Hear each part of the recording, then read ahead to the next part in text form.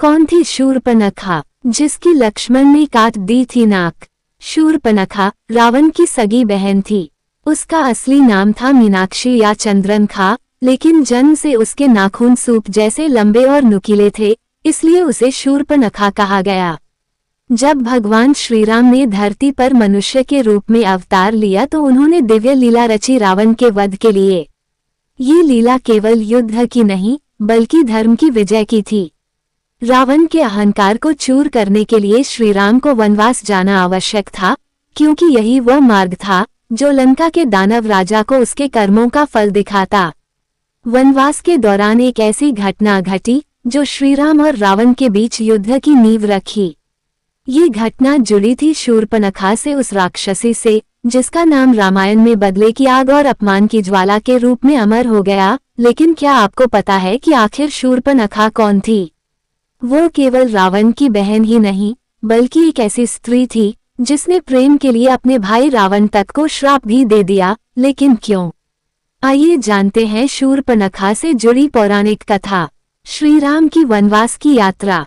अयोध्या के राजकुमार श्रीराम को अपने पिता राजा दशरथ के वचन के कारण 14 वर्षों का वनवास मिलता है। ये वनवास केवल एक दंड नहीं, बल्कि भगवान विष्णु के अवतार के रूप में रावण वध की योजना का हिस्सा था।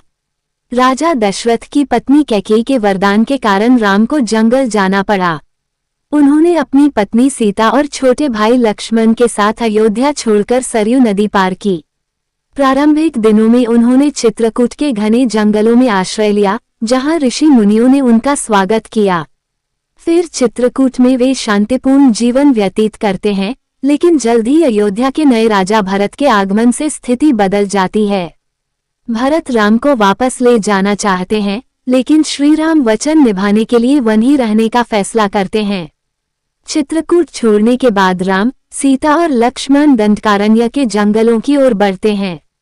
यह क्षेत्र राक्षसों का बसेरा था, जहां दानवों की सैर सपाटा रहती थी।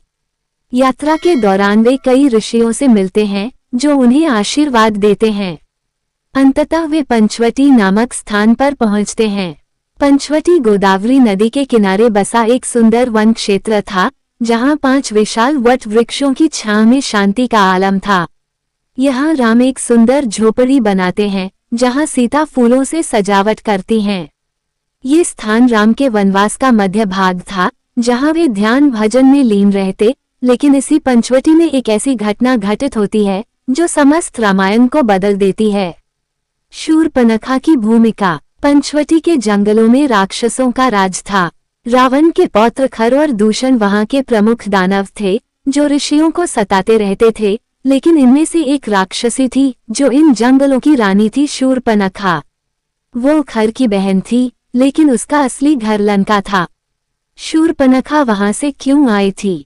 असल में शूर्पणखा का जीवन पहले ही विपत्तियों से भरा पड़ा था।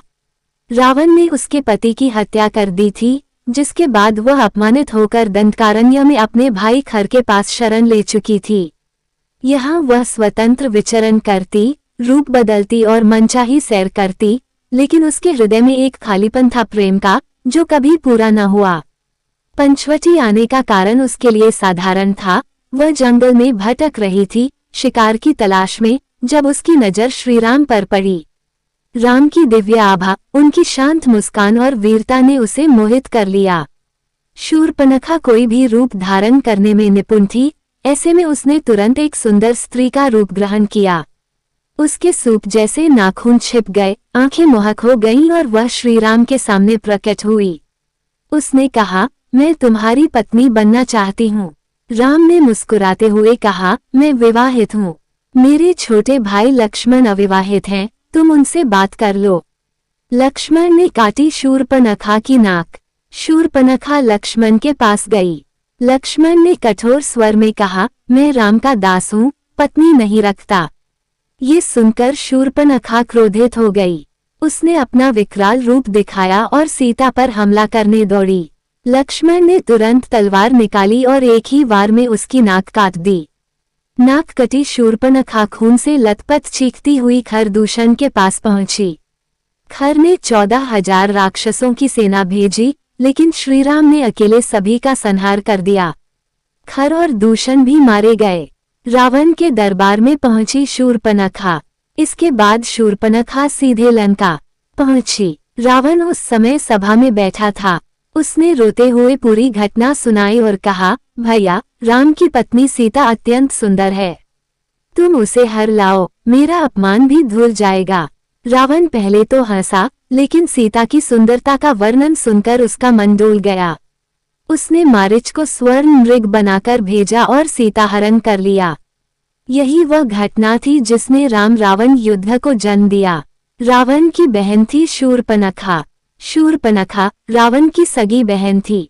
उसका असली नाम था मीनाक्षी या चंद्रनखा, लेकिन जन्म से उसके नाखून सूप जैसे लंबे और नुकीले थे, इसलिए उसे शूर्पणखा कहा गया। वो रूप बदलने में माहिर थी। पंचवटी के आसपास का इलाका उसके भाई खर और दूषण के अधिकार में था। शूर्पणखा लंका छोड़कर वहीं रह रही थी क्योंकि रावण ने उसके पति की हत्या कर दी थी। इसके बाद शूर्पणखा ने रावण को श्राप दिया था कि मेरे कारण ही तेरा सर्वनाश होगा। फिर ये तब हुआ जब रावण ने शूर्पणखा के पति विद्युतजिह्व की हत्या कर दी थी।